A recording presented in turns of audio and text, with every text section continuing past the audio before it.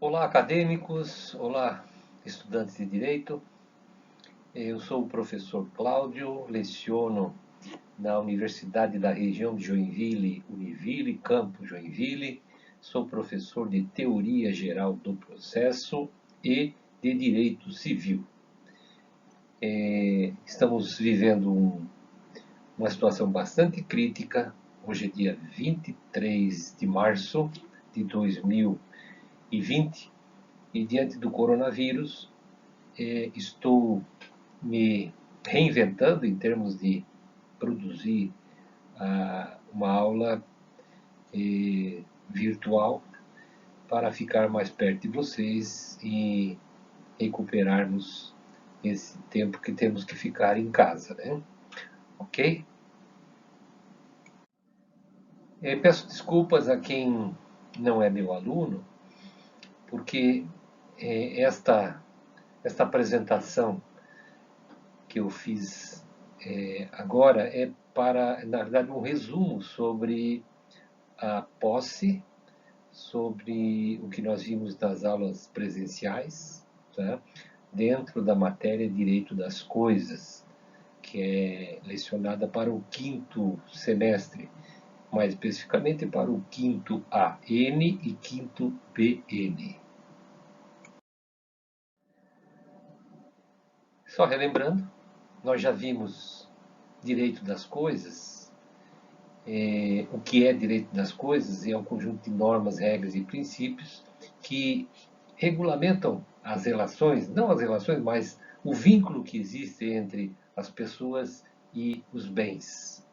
E dentro do direito das coisas, nós temos a posse, que é um estado de fato, e os direitos reais, que é um estado de direito. Direitos reais, eles estão contidos no nosso direito civil, no artigo 1225, e em leis especiais.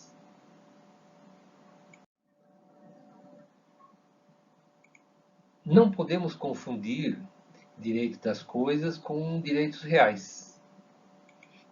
Direitos das coisas é o ramo do direito que cuida dos processos apropriatórios em que a pessoa se envolve, por exemplo, propriedade e posse.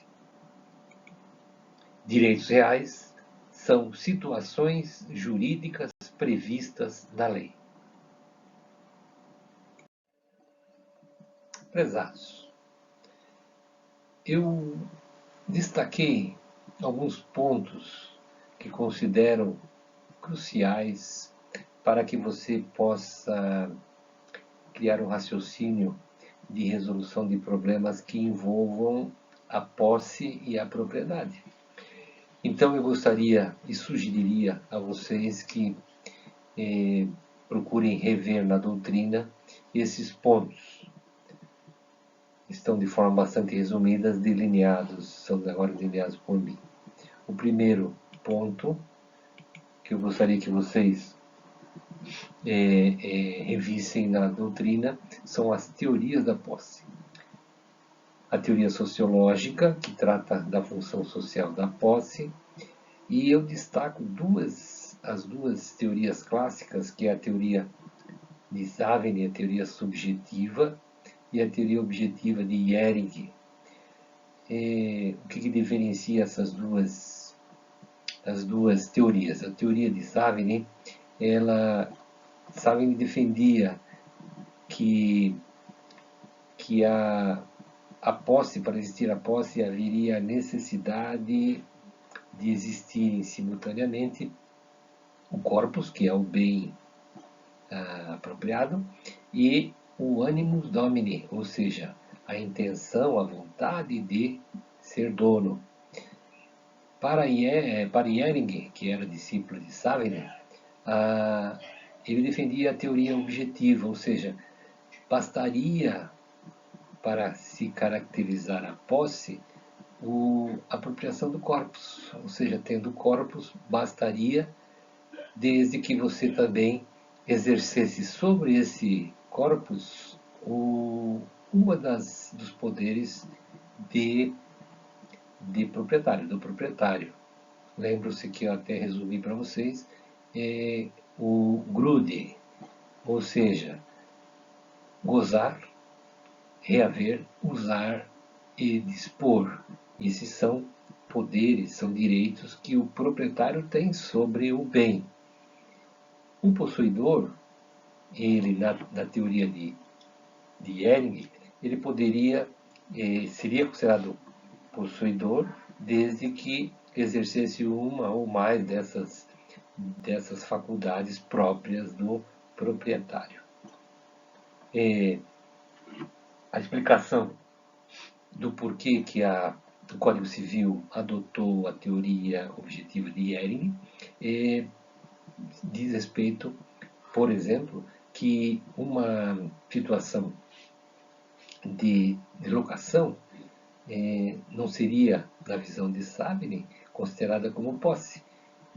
E até porque o locatário, ele sabe que o bem não é dele, então ele não exerce o animus domini. Já a teoria objetiva de Ehring justifica, então, a questão da locação, se enquadra, porque o locatário, ele tem o bem e ele usa, ele goza, tá? Ele pode reaver o bem, então ele exerce dentre os poderes do proprietário algum desses poderes. Por isso, o Código Civil adotou, o nosso Código Civil brasileiro adotou a teoria objetiva de Ehring. Outro ponto que eu gostaria que vocês se atentassem é para os desdobramentos da posse. E cito como exemplo a proteção. No artigo 1197 do Código Civil Brasileiro, você pode observar que o legislador prescreveu a posse direta de pessoa que tem a coisa em seu poder. Posso citar aqui como exemplo o locatário ou o arrendatário, né? Que tem a posse direta. Temporariamente, uma posse temporária, é direta, mas é temporária, em virtude de direito pessoal. O que é esse direito pessoal? Um contrato, né? Um contrato, uma chamada também direito obrigacional, ou real. Então, que direito real seria esse? O usufruto, por exemplo, né? O usufruto. Esta posse advém de um direito real. Não anula a posse indireta, ou seja, a posse do proprietário ou do donatário, né? aquele que, ou no proprietário, que tem a propriedade, mas não tem a posse, no caso do usufruto, não anula a posse indireta de quem aquela foi a vida, né? Podendo o possuidor direto defender a sua posse contra o indireto, ou seja, o locatário pode defender a posse junto ao locador ou usufrutuário quanto ao no proprietário. Ok? Vamos adiante. Outro ponto que o prof. Acha interessante é você distinguir o que é composse e o que é condomínio. Porque vão surgir situações sobre o mesmo bem haver a posse simultânea de dois possuidores, né? Então lembre-se que com posse está relacionada à posse, condomínio está relacionado à propriedade.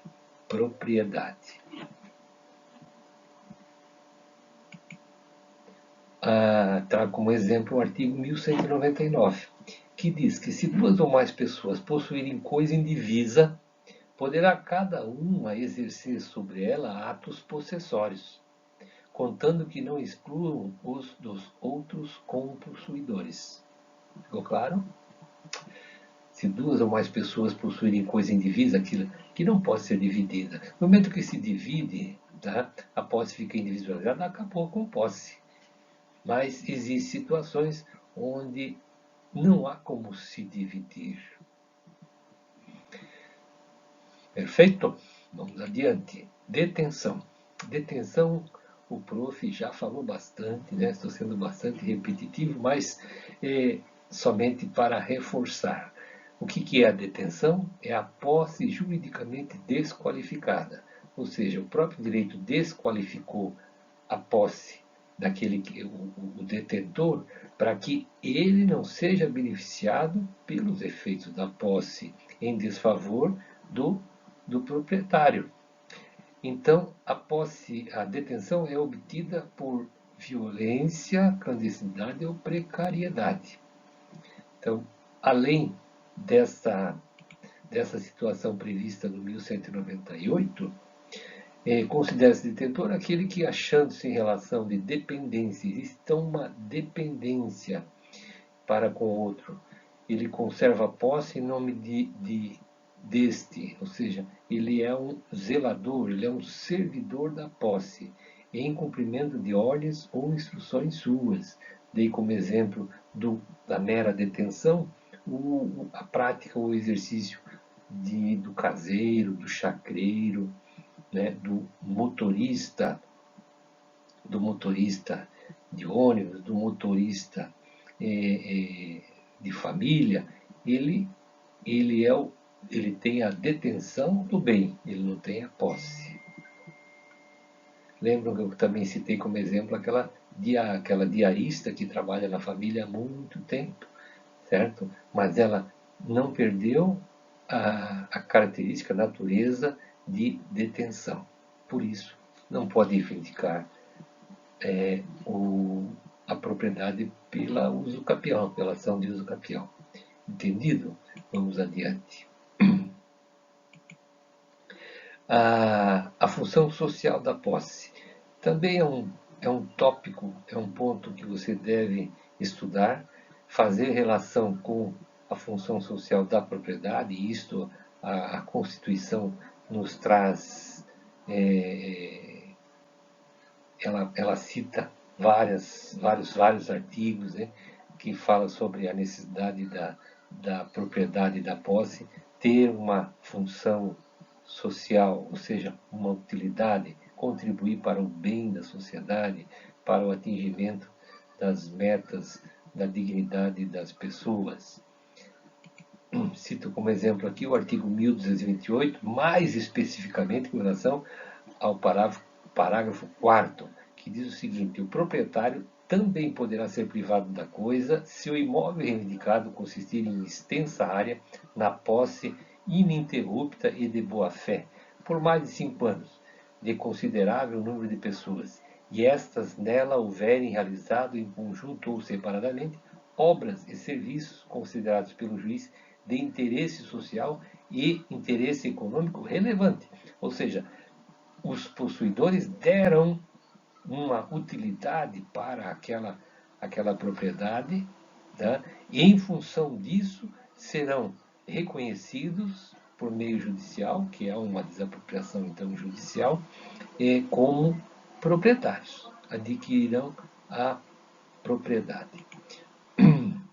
Sugiro também que seja revisitado ou visitado o Estatuto da Cidade, Lei 10.257 de 2001. Prezados, por último, a classificação da posse. Não estudar isso aqui como uma decoreba, ou por que eu vou querer saber se a posse é direta ou indireta. Gente, esta classificação é importantíssima para você poder ingressar com ações judiciais e fazer análise de uma situação que seja posta diante de você. Então, classificação da posse, direta e indireta. Já falamos mais acima o que é a posse direta. Aquela direta é quando o possuidor está próximo do bem, e indireta ele está distante. Numa relação pessoal, ou seja, obrigacional, de um contrato de locação, nós vamos ter a figura do locador na posse direta e do proprietário na posse indireta. Cito também como exemplo o arrendatário e o arrendante, né? E o usufrutuário e o proprietário. A posse poderá ser justa ou injusta. Quando é que ela é injusta? Quando ela foi obtida ou ela for obtida de forma clandestina, de forma violenta, de forma clandestina ou de forma precária. Rapidamente, violenta, quando há violência contra a pessoa, né, contra o proprietário, contra o possuidor, clandestina, quando a posse for ocupada de forma subreptícia, de forma que o proprietário ou o possuidor não tenham possibilidade de identificar, pode ser de dia, pode ser de noite, mas se aproveitando da ausência, né? Da ausência, da idade, ou seja, essa é uma forma chamada clandestina. E a a outra é a precária, quando há um abuso de direito. Aquele, aquele locatário que mesmo findando o contrato, terminando o contrato, ele permanece, resiste em sair, desocupar o imóvel. O arrendatário que, ao ser pedido a devolução da posse, não o faz. É, e, e assim por diante, ok? A importância de saber se a posse é posse injusta ou injusta, ela se dá em função dos efeitos da posse, né? Uma posse injusta ou que ela foi obtida de forma violenta, ela não te dá direito a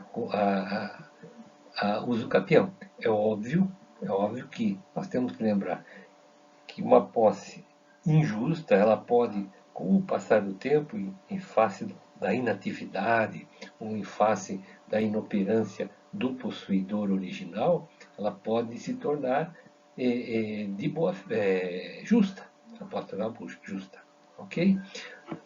A outra classificação é a posse de boa fé ou de má fé.